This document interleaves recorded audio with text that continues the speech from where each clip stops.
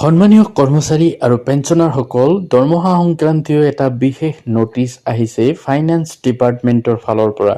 আৰু এই নোটিছখনত কি লিখা আছে সবিশেষ মই এইটো ভিডিঅ'ত আপোনালোকক জনাম। আপোনালোকে শেষলৈকে ভিডিঅ'টো ভালকৈ চাই থাকিব।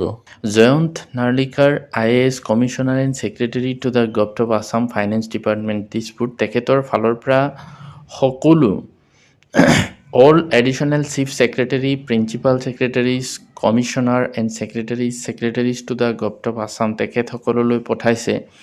লগতে all head of departments, সকলো ডিপাৰ্টমেণ্টৰ যিসকল হেড আছে তেওঁলোকলৈ পঠাইছে। ছাবজেক্টটো কি আছে চাওক, communication of vote on account budget for financial year 2026-27, অৰ্থাৎ vote on account budget সম্পৰ্কীয় এই নোটিছখন। ইয়াতে লিখিছে, Sir, I am directed to the state that the vote on account budget for the first 4 months of the financial year 2026-27, that is from 1/4/2026 to 31/7/2026, has been duly passed by the Assam Legislative Assembly and the corresponding Appropriation Act has been notified.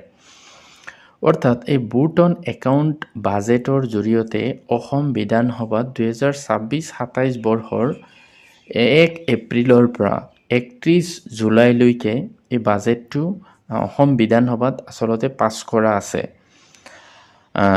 লগতে এই সম্পৰ্কে অধিসূচনাও জাৰি কৰা হৈছে। The vote on account budget has been prepared up to the minor head level, whereas drawal from the treasury is to be made at the sub-detailed head level. Accordingly, all controlling officers are hereby authorized to make sub-detailed head-wise budget allocation to their respective DDOs within the overall provision available under the concerned minor head of the account for the aforesaid period, based on the sub-detailed head-wise provisions contained in the budget estimates for 2026-27.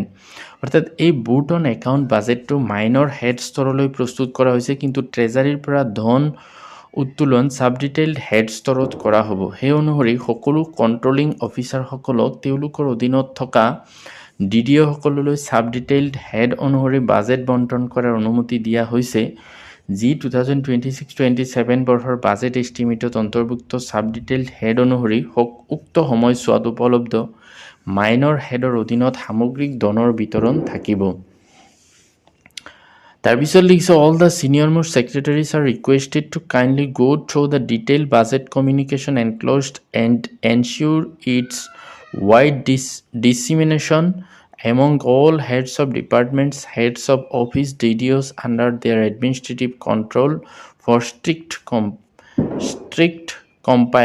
compliance.